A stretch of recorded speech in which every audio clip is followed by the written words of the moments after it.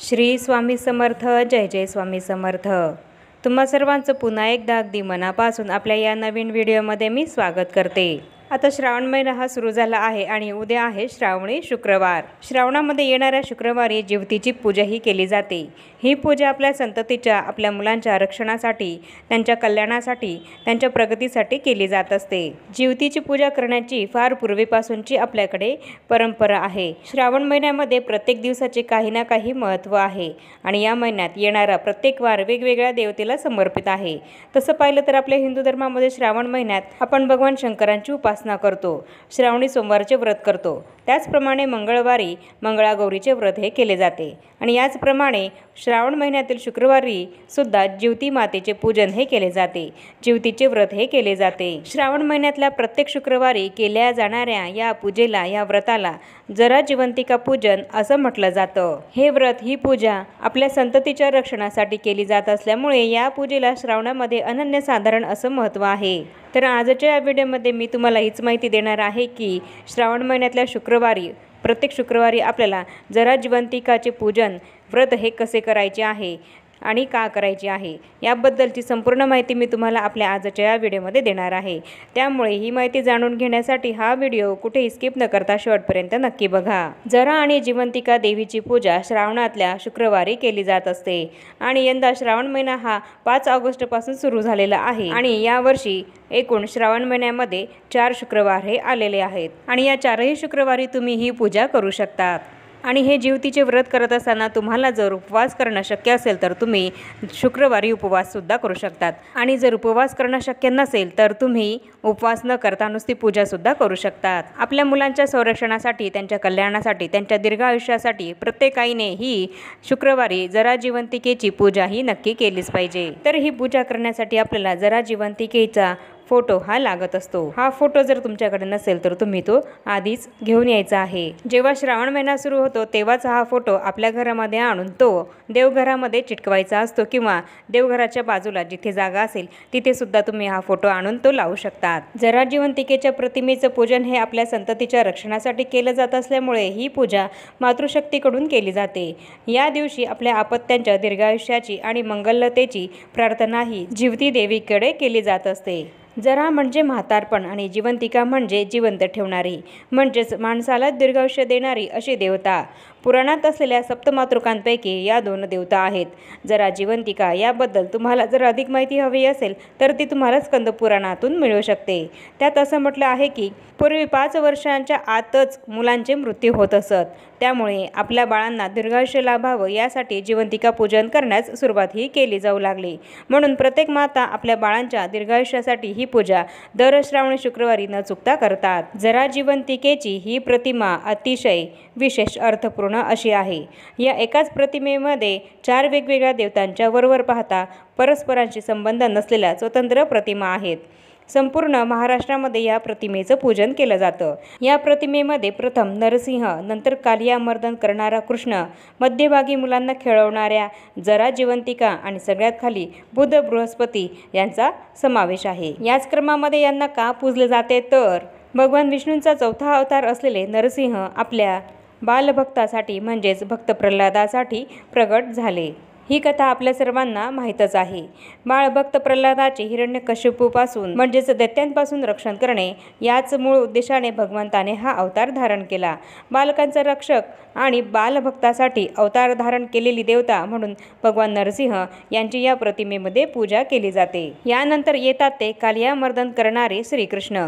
यातील नाग आणि गोपाळकृष्ण दोन्ही पण श्रावणातील आराध्य दैवत.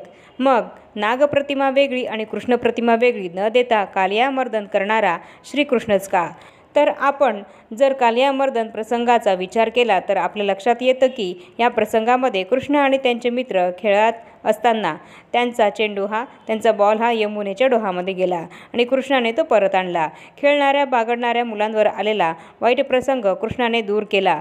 तसेच कालियाला न मारता त्यालाही अभय देऊन दूर जाण्याचा आदेश दिला. नाग हा सरपटणाऱ्या प्राण्यांमध्ये मुख्य मानला जातो. मुख्य सरपटणाऱ्या प्राण्यांपासून वाचवणारा, त्याचबरोबर महत्त्वाच्या प्राण्यांना अभय देणारा, खेळात बागडत असताना बालकांवर आलेल्या वाईट प्रसंगातून वाचवणारा कृष्ण येथे कालियामर्दन रूपामध्ये पूजला पूजला जातो। म्हणजेच कालियादमनक कृष्ण बाहेरच्या आपत्तीपासून जसे खेळताना येणाऱ्या आपत्ती, पाण्यापासूनचे संकट, सरपटणाऱ्या प्राण्यांचे भय इत्यादीपासून बचाव करतात आणि घरात बाहेर आपल्या मुलांवर येणाऱ्या संकटांपासून हे दोन्ही देव आपल्या मुलांचे रक्षण करतात, म्हणून ज्योती प्रतिमेमध्ये त्यांचे प्रथम स्थान हे आहे। यानंतर येतात त्या जरा आणि जिवंतिका, या यक्षगणातील देवता आहेत।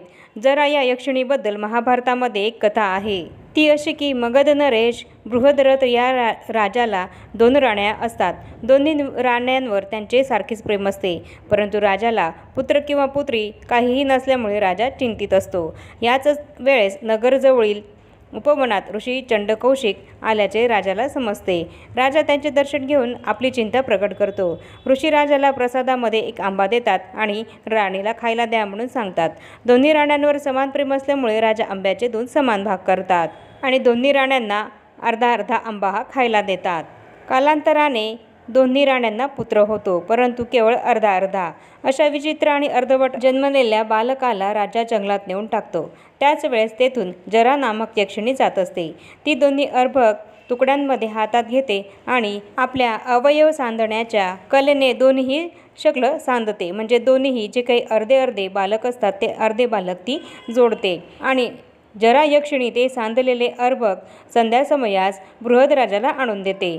जरा यक्षिणीने सांधले म्हणून राजा त्याचे नाव जरासंध असं ठेवतो आणि जरा यक्षिणीच्या उपकाराप्रित्यर्थ नगरामध्ये देऊळ बांधून तिला मगधाच्या इष्टदेवतेचा मान देतो। तर अशी ही जरादेवी, जरादेवीचीच सखी जिवंतिका। जिवंतिका या शब्दाचा अपभ्रंश होऊनच जिवती असा हा झाला आहे। जिवंतिकेचा अर्थ होतो दीर्घायू प्रदान करणारी। बालकाच्या आयुष्याची कामना करून या देवीची पूजाही केली जाते। या प्रतिमेमध्ये ही देवी पाळण्यामध्ये आणि आजूबाजूला असलेल्या बालकांना खेळवतानाच्या रूपामध्ये दाखवलेली आहे आणि त्याच रूपामध्ये तिचे पूजन हे केले जाते। आणि सगळ्यात शेवटी येतात ते बुध आणि बृहस्पती। बुध ग्रह हातीवर बसलेला असून हाती अंकुश धारण हा केलेला आहे, तर बृहस्पती वाघावर बसलेला आहे आणि हातामध्ये चाबूक घेतलेला आहे। बुधाच्या प्रभावाने बालकाला अलौकिक बुद्धिमत्ता प्राप्त होते, तसंच आकर्षक व्यक्तिमत्व, वाक्पटुत्व इत्यादी गुण सुद्धा प्राप्त होतात। तर बृहस्पतीच्या प्रभावाने शैक्षणिक प्रगती होते, आध्यात्मिक उन्नती होते आणि विवेक बुद्धी सुद्धा जागृत होते। आणि म्हणूनच बुध बृहस्पती यांना सुद्धा ज्योती प्रतिमेमध्ये स्थान मिळालं आहे आणि त्यांचं महत्त्व सुद्धा अनन्यसाधारण असं आहे। तर याप्रमाणे या संपूर्ण प्रतिमेचं अनन्यसाधारण असं महत्त्व आहे। या प्रतिमेमध्ये ज्या काही देवता या दिलेल्या आहेत त्यांचं याप्रमाणे महत्त्व आहे आणि म्हणूनच त्यांचं पूजन हे श्रावणातील दर शुक्रवारी केले जाते। आपली मुलं जरी मोठी असली, कॉलेजला जात असली किंवा त्यांचं लग्न जरी झालेलं असेल किंवा ते परदेशात जरी असतील, बाहेरगावी शिक्षणासाठी असतील, तरीसुद्धा तुम्ही ही जरा जिवंतिकेची पूजा तुमच्या घरी उद्या नक्की करा। तर आता ही पूजा कशी करायची आहे, तर आपल्या घरी ही ज्योती देवीची प्रतिमा आणायची आहे, फोटो आणायचा आहे आणि ती आपल्या देवघराच्या बाजूला जागा असेल तिथे ती आपल्याला लावायची आहे। आणि दर शुक्रवारी, श्रावण महिन्यातल्या शुक्रवारी तुम्ही ही पूजा करू शकतात। तर उद्या आहे श्रावण महिन्यातला शुक्रवार आणि या शुक्रवारी आपल्याला ही पूजा करायची आहे। आणि ही पूजा करत असताना या प्रतिमेला, या फोटोला आपल्याला फुले, दुर्वा, आघाडा यांची एकत्र माळ केलेली ही अर्पण करायची आहे। आणि या प्रतिमेमध्ये जितके देवता आहेत त्या सर्व देवतांना हळद कुंकू हे लावायचे आहे। आणि त्याचप्रमाणे 21 मण्यांचे कापसाचे वस्त्रसुद्धा तयार करून आपल्याला या प्रतिमेला अर्पण करायचं आहे। ही पूजा सुरुवात करण्याआधी सर्वात प्रथम या प्रतिमेजवळ आपल्याला गणपती बाप्पांची स्थापना ही करून घ्यायची आहे आणि त्यानंतर या पूजेला सुरुवात करायची आहे। या पूजेसाठी दुर्वा, फुले, आघाडीची पानं असणं ही अत्यंत आवश्यक आहे। याची माळ करून ती ज्योतीला वाहिली जाते। त्याचप्रमाणे पूर्णाचे 5, 7 किंवा 9 दिवे असे करून ज्योती मातेची आरती ही केली जाते। तुम्हाला जर हे पूर्णाचे दिवे करणं शक्य होत असेल तर तुम्ही ते करू शकतात, नाहीतर नुसत्याच आपल्या दिव्याने पूजा केली तरीसुद्धा चालेल, आरती केली तरीसुद्धा चालेल। तुमच्याकडे जशी पद्धत असेल त्या पद्धतीप्रमाणे तुम्ही इथे ज्योती मातेची आरती ही करायची आहे। ज्योतीची पूजा करताना जरे जिवंतिके देवी बालयुक्ते प्रमोदिनी रक्षाव्रते महाशक्ती पूर्ण कामे नमोस्तुते, हा जो श्लोक आहे, हा जो मंत्र आहे, हा आपल्याला पठण करायचा आहे। त्याचप्रमाणे आपल्या मुलांना ओवाळताना सुद्धा या श्लोकाचं, या मंत्राचं पठण करायचं आहे। आणि तसंच विड्याच्या जोड पानांवर सुपारी फळं ठेवून आणि दूध साखर आणि चणे फुटाण्याचा नैवेद्य हा आपल्याला जिवती मातेला अर्पण करायचा आहे, दाखवायचा आहे। जिवतीची पूजा झाल्यानंतर तिचे औक्षण करून आरती म्हटल्यानंतर आपल्या घरातील मुलांना पाटावर बसवायचं आहे आणि त्यांचं सुद्धा त्याच दिव्याने आपल्याला औक्षण हे करायचं आहे।